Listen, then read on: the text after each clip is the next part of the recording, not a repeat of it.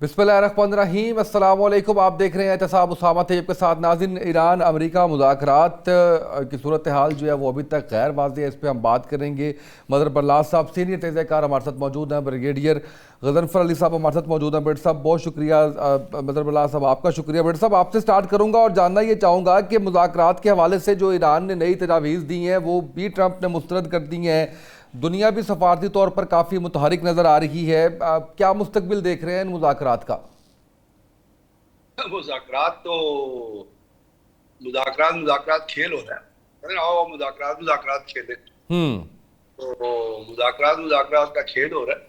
असल में ट्रंप का एजेंडा आपको समझना चाहिए। सर। वो ज़ियोनिस्ट है। ही इज दहशतगर्द, बुनियादी तौर पे ज़ियोनिस्ट टेररिज्म जो है ना, जी। उसको प्रीच करता है वो। और शैतान याहू भी उसको प्रीच। पीट हेग्सेट भी जो है वो उस है, जो डोनाल्ड ट्रंप और जो वो अपना स्टीव वेटकॉफ और जैरेड कुशनर, वो भी इसी किस्म की दहशतगर्दी के फरोग में अमल रहते हैं। उसने दुनिया को, पूरी दुनिया को मुज़ाकरात मुज़ाकरात का झांसा दे के, चक्कर दे के, इसराइल को उसने खुली आज़ादी दी हुई है शैतान याहू का कि आप लेबनान में जितनी जगह पर कब्जा कर सकते हो ना कर लो। हम्म। अब आप देखिए, कोई लेबनान की बात कर रहा है, ईरान बात कर रहा है, पाकिस्तान किसी ने बात की लेबनान की, अमेरिका में बात की है, दुनिया की। लेबनान के अंदर जो ग्राउंड ऑफेंसिव हो रहा है और उस ग्राउंड ऑफेंसिव के नतीजे में जो कुछ वहां पे तबाही लटाने रिवर के साथ साथ नॉर्थ और साउथ में मिल रही है, वो लेबनान का 20% इलाके में से 5 से 10% तो ऑलरेडी इजराइल कब्जा कर चुका है। 1.3 मिलियन लोग हैं जिनको डिस्प्लेस कर दिया गया है, जो कम से कम 20% पॉपुलेशन बनती है लेबनान की। अब ये खेल, ये तमाशा जारी है। इससे पहले आपने देखा 1,70,000 जेनोसाइड, लोगों का जेनोसाइड कर दिया गया, कोई नहीं बोला। उसके साथ साथ आप देखिए कि इसी दौर में वो यूएई जो इसराइल का गोद में जाके बैठ गया है, जो इसराइल का बुनियादी तौर पे टाउट बना हुआ है, जो यहूदियत का टाउट है, उनका लीडर जो बहुत बड़ा यहूदी है, वो एमबीजी क्या नाम है उसका, वो हमेशा से यहूदियत को प्रीच करता रहा है। वो भी जियोनिस्ट है, उसी तरह का दहशतगर्द है जिस तरह का दहशतगर्द ट्रंप और बाकी लोग हैं। तो हम्म। एक दहशतगर्दी का मजमुआ आपको नजर आ रहा है। और उसकी सबसे बड़ी रिफ्लेक्शन देखें कि अभी ट्रंप फ्लोरिडा गया है, आपने देखा होगा, उसने is gone for weekend to Florida. तो फ्लोरिडा जाने से पहले साउथ लॉन में उसने, जो रिपोर्टर्स हैं उन्होंने उससे पूछा कि जी क्या होगा जी ये जंग का, ये जंगबंदी का, क्योंकि अभी आपको पता है 3 चीजें हैं। एक करारदाद, एक 60 डेज की रेस्ट्रिक्शन है, जिसके बाद अमेरिकन प्रेसिडेंट को जाना पड़ता है अपना कांग्रेस के पास अप्रूवल लेने के लिए। उसमें उसने एक गेम खेली है। हम्म। तो उसने कांग्रेस को लेटर लिखा है कि जी मैंने तो 7 अप्रैल को जो जंग रोक दी थी, जंग तो रुक गई थी और सीज फायर हो गया था। हालांकि उसके बाद आपको पता है कि कितनी वायलेशन हुई है, फिर ईरानी जहाज पे हमला हुआ है, और उसके बाद अपना बहुत सारे वो कारनामे इन्होंने किए। अब उसके साथ साथ जाते जाते उसने अपनी नेवी को भी पायरेट बना दिया, क्योंकि उससे पूछा गया कि वो कहता we are navy is sort of a pirate, यानी अमेरिका जो है वो पायरेसी में इन्वॉल्व है। और ये रिकॉर्ड के अंदर आएगा इस सेंटेंस जो उसने बोला है। दूसरा साउथ लॉन में उससे पूछा गया, उसने कहा जी दो ही, और सेंटकॉम ने उसको ब्रीफिंग दी थी जुमेरात को कि जी हम्म। अगली, तो उसने लोगों ने पूछा, उसने कहा हाँ जी सेंटकॉम ने मुझे ब्रीफिंग दी है और उसमें कुछ ऑप्शंस हैं जो उन्होंने अपडेट किया मुझे। तो मेरे पास तो उसने कहा 2 ही ऑप्शन है। और उस ऑप्शन में जो उसने लफ्ज इस्तेमाल किया, उन्होंने पहली ऑप्शन मेरे पास ये है कि blast all of them out of with maximum force and kill them, यानी ईरान की तरफ उसने इशारा करके कहा कि blast all of them, kill them with maximum force. और दूसरी ऑप्शन ये है कि जी मैं आई शुड डू समथिंग, वो कहता है लेकिन ह्यूमन बेसिस पे मैं ये नहीं करूंगा। हम्म। यानी ये पॉलिसी नहीं है, ट्रंप की जाती डिजायर है। This does not indicate a policy, it is desire कि blast all of them with maximum force, without blast all of Iranian with maximum force, destroy them. दूसरी ऑप्शन ये है मेरे पास कि जी मैं जो है ना डू समथिंग, और वो एक डील उनसे कर लूं।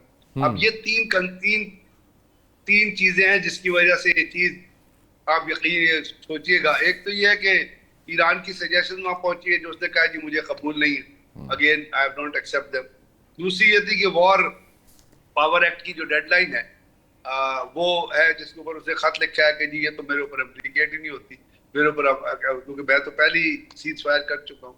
अब उसको पता है ये वो शख्स है जिसने व्हाइट हाउस के और हारने के बाद जो है वो कैपिटल हिल पे हमला कर दिया, तो उसकी बदमाशी का रिकॉर्ड तो आपको पता ही है। अब वो कांग्रेस से बदमाशी कर रहा है कि जी नहीं मेरे ऊपर तो ये वॉर एक्ट लागू नहीं होता, मैं तो वो कर दी थी।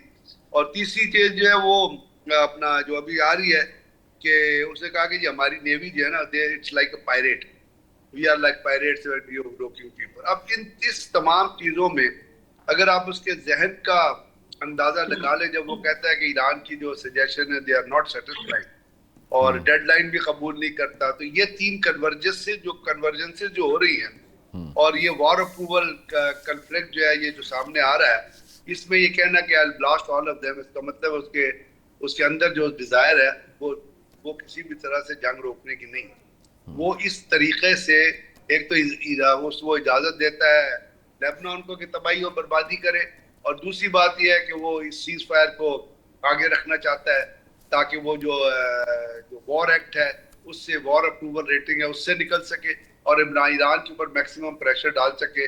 और ईरान के ऊपर प्रेशर डालने का फायदा कोई नहीं होगा कि ईरान ने कह दिया कि हम किसी सब्जुगेशन में डील नहीं करेंगे। इन बेसिस के ऊपर आप देख लीजिए कि क्या फीचर जो है वो आप फोर्सी कर सकते हैं। बिल्कुल सही है। यानी वहाँ पे भी कानून जो है वो वार एक्ट से बचने के लिए ऐसे इस्तेमाल होता है जैसे बाकी ममालिक के अंदर होता है। बिल्कुल सही। मदर बरलाल साहब ये बताइएगा कि हमने देखा कि ईरान ने नई तजावीज़ दी और ईरान ने कुछ नरमी भी दिखाई, इसके बावजूद ट्रंप की तरफ से जो बयानात आ रहे हैं या अमरीकी अखबार जो चीज़ें लिख रहे हैं उसके बावजूद नज़र नहीं आ रहा कि कोई मामलात जा रहे हैं मुज़ाकरात की तरफ। किस तरह उधर में देख रहे हैं? अच्छा, मैंने अभी ब्रिगेडियर गजनफर अली साहब की बातें सुनी हैं।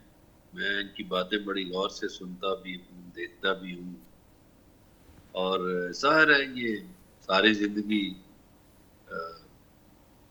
अफवाज पाकिस्तान में रहे, महारत से इन्होंने काम किया और रहने वाले भी ये वाह टेक्सला के हैं जहाँ बड़ी जंगी असला तैयार होता है और पिंडी के करीब है।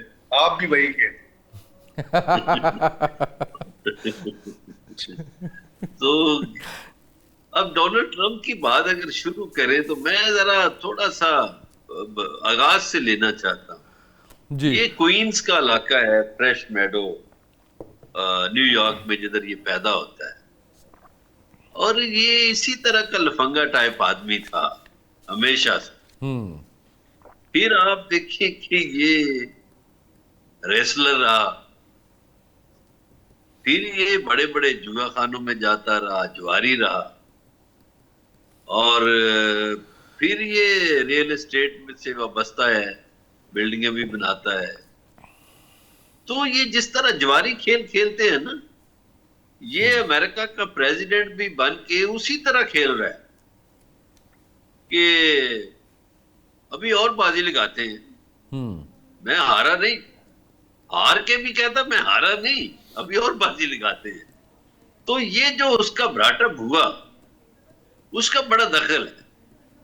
अब देखिए ना, वो सुबह कुछ कहता है, दोपहर को कुछ कहता है, शाम। सर आवाज आ रही है? मदर बरलाल साहब, आपको मेरी आवाज आ रही है सर? माशी फायदे जी करते हैं। जी उसके बयानात से माशी फायदे हासिल करते हैं डोनाल्ड ट्रंप और उसके करीबी लोग। वो बयान देता है, तेल की कीमत ऊपर जाती है, बयान देता है, तेल की कीमत नीचे आती है, और ये खेल सारा पैसे का है, मादियत परस्ती है। अब आप देखिए कि $30 बिलियन का नुकसान हुआ अमेरिका, जंग हार गया, कांग्रेस में मुखालफत का सामना करना, अपनी एडमिनिस्ट्रेशन का ये हाल है कि कई वज़रा को फारग किया, कई जर्नैलों को फारग किया, और अमेरिकी अवाम उसके खिलाफ उठ खड़े हुए। वहां हमारे यहाँ तो जलसा जुलूस नहीं हो सकता, लेकिन अमेरिका में बड़े बड़े जुलूस निकले।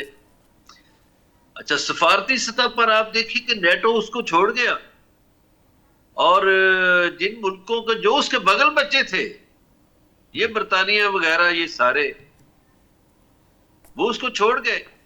और फिर वो गिले शिकवे उसामा साहब करता नजर आया, कभी वो बरतानवी वजीर आजम का गिला करता था, कभी उसने फ्रांस के सदर का मजाक उड़ाया, और यहां तक पहुंच गया कि ओदी ते जनानी नहीं खिलौड़ दे दी।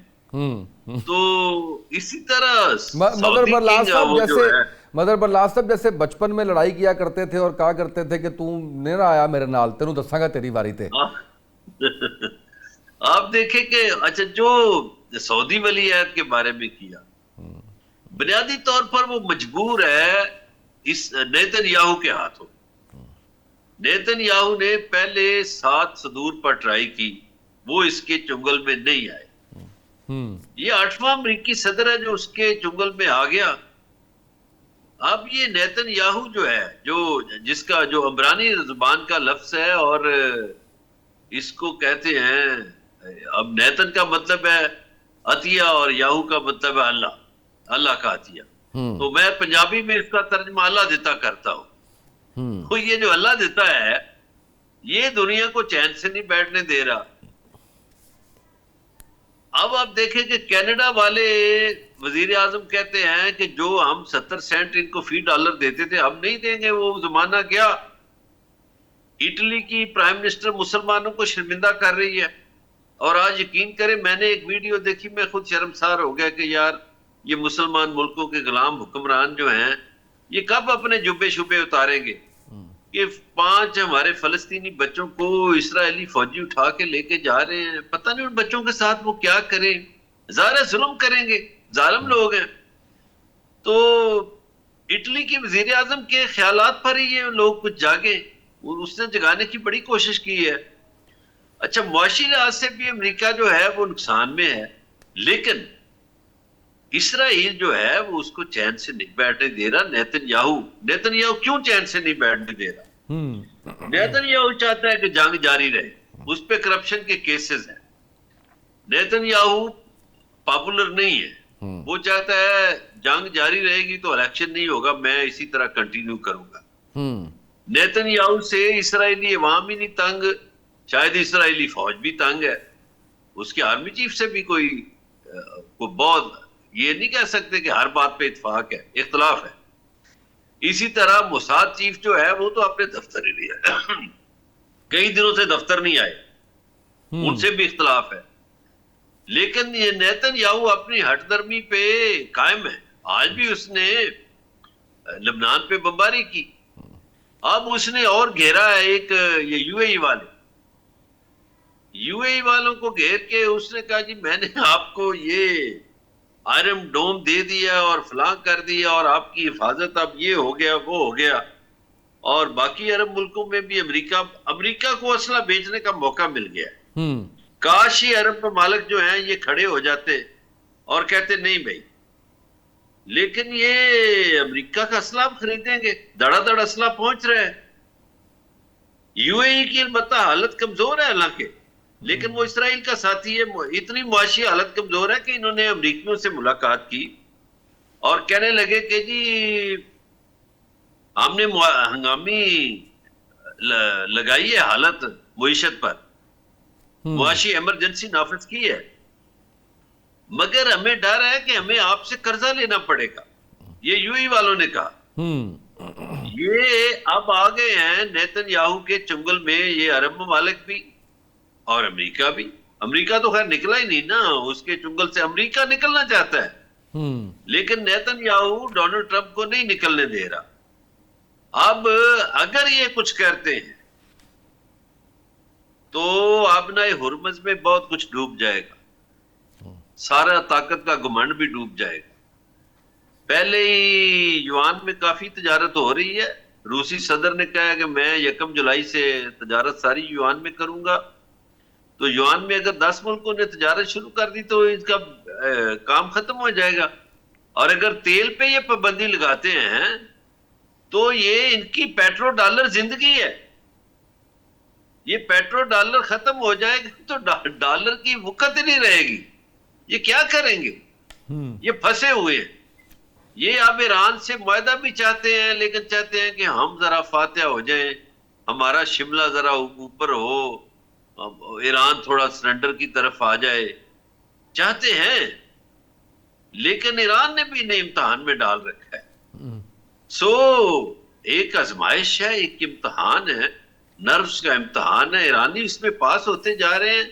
ईरानी तो इस तरह जवाब नहीं देते जिस तरह ये डोनाल्ड ट्रंप देता है या आला देता है।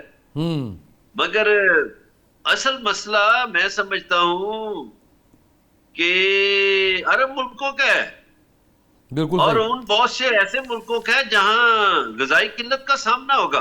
कुछ ममालिक में गजाई किल्लत का सामना होगा, और दुनिया के कई ममालिक ऐसे हैं जहां कुछ नहीं उगता। और ये जो कहते हैं ना, हमने नाकाबंदी कर दी फलानी, और ये जो मलेशिया और इंडोनेशिया के पास समंदर है, स्टेट ऑफ मलाइका, वहां से हम आमदोरफ्त चला लेंगे। भाई आप आमदोरफ्त चलाएं। अगर आप इधर नाकाबंदी करते हैं तो आपको पेट्रोल किधर से मिलेगा, आपको एनर्जी किधर से मिलेगी?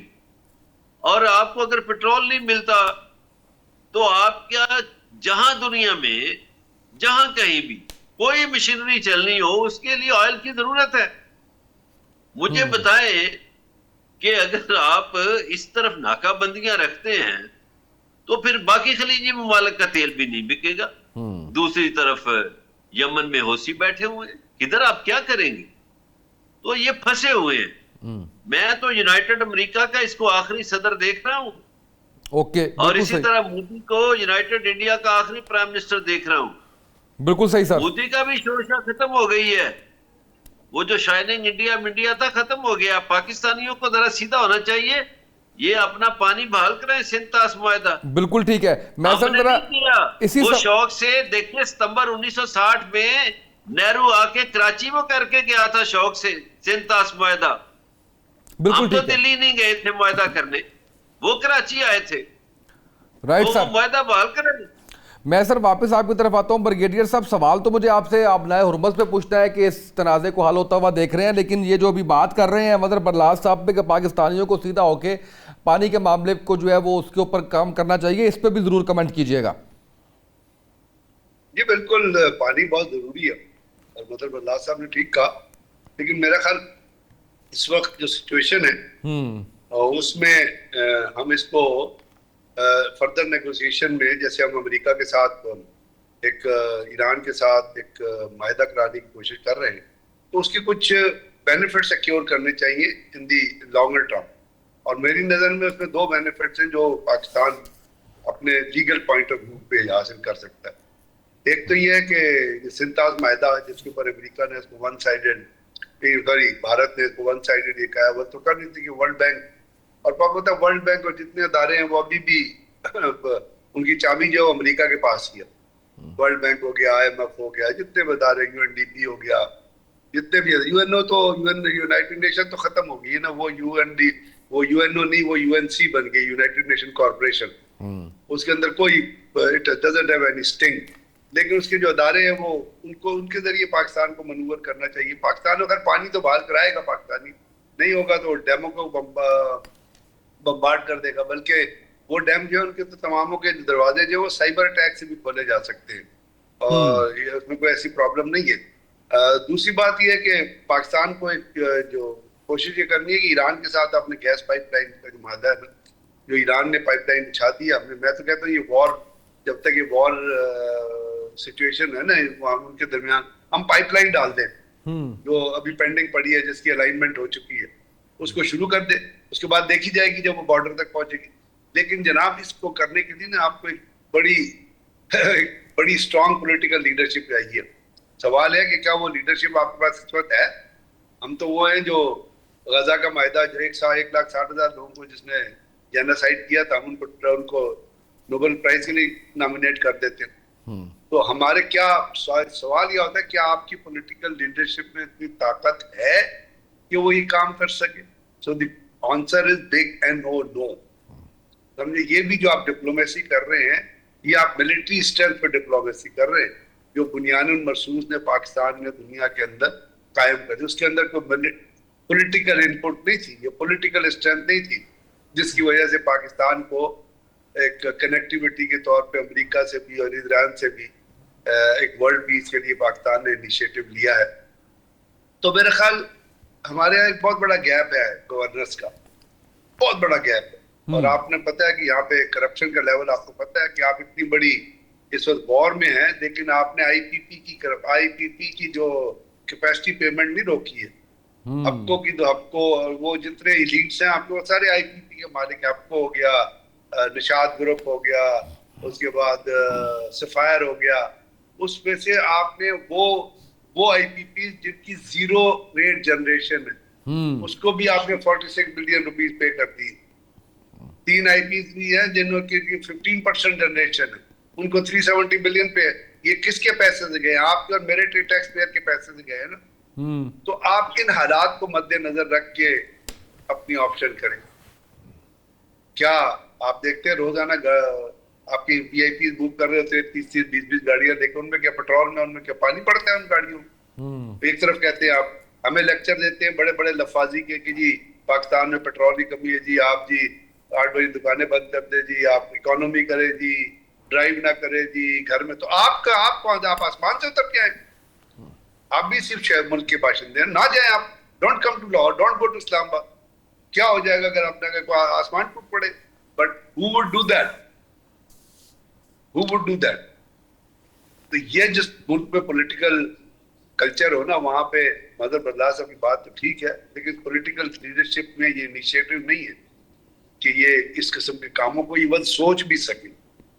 ये तो आपने जनासे मुनीर जाके मिले थे ट्रंप को, जिसमें उनका 1 घंटे की मीटिंग या 3 घंटे चली गई थी, जिसमें एक अंडरस्टैंडिंग डेवलप हो गई। उसको अपना उन्होंने यूटिलाइज किया और ये ऑफर की कि जी हम जो है वो सीज़फायर मादे के लिए बात करते, और वो बात चल निकली। उसकी एक पेशरफ्त हो गई, जेडी वैंस आ गया, पहला राउंड हो गया। दूसरा अभी भी ईरान ने प्रपोजल थ्रू पाकिस्तान भेजी है। फिर army chief went to Iran, he stayed there for 3 days, he made those people understand Iranian के लिए क्या करना। सो अगर हम इस अल्लाह करे इस मुज़ाकरात में कामयाब हो जाए तो हमारा स्टेचर और बढ़ जाएगा। तो उससे हमें फायदा उठाना चाहिए। और ये जो इशू जो मैं तो कह रहा हूँ, बल्कि IMF को भी प्रेशराइज करना चाहिए कि अब हमारे कर्जे माफ करो, क्योंकि वो कर्जे तो सारे इलीट्स ने इस्तेमाल कर लिए। पाकिस्तान के जो आम आवाम है उन पर तो कोई पैसा नहीं लगा। वो बेचारे तो अभी भी, आपको पता है, लोगों के लिए एक वक्त खाना प्रॉब्लम हो गया। और जो पेट्रोल का जो हाल है, मतलब एक अजीब कंडीशन है दुनिया में। ये तो वो हुकूमत है जिसने पेट्रोल की प्राइस बढ़ा दी थी, जो उन्होंने पुराने रेट पे खड़ा हो। हाँ जी, बिल्कुल। आपको याद है उससे पहले, एक दिन पहले IMF की डिक्टेशन आपके टेलीविजन चैनल पे चल रही थी, उन्होंने कहा जी लेवी बढ़ाएं आप। इन्होंने फौरन उनको सलूट किया, अजी हाजिर है जनाब, साहब बहादुर हाजिर है। फौरन एक एक्सक्यूज मिला वॉर का, और जो पुराना 92 बिलियन पे जो डॉलर पे जो उसकी कीमत बढ़ा के 400 रुपए, 450 रुपए पे देंगे। बिल्कुल ऐसा ही है। ये जो स्ट्रक्चर है ना, इसमें मुझे नहीं लगता कि हम इस इनिशिएटिव से कोई पॉलिटिकली कोई फायदा उठा सकेंगे। हम इसी रविश पे चलेंगे जिस पे चल रहे हैं, इसी अय्याशियों पे चलेंगे, हमारे ख्वाब जिस पे चल रहे हैं। उनके अंदर कोई कमी नहीं आने लगी, कोई चेक नहीं होने लगा उनके अंदर, जिसकी वजह से पाकिस्तान के अवाम सफर करते हैं। बिल्कुल सही। यहाँ वक्त हुआ एक ब्रेक का। ब्रेक के बाद वापस आएंगे, इस पे मजीद बात करते हैं। हमारे साथ रहिएगा।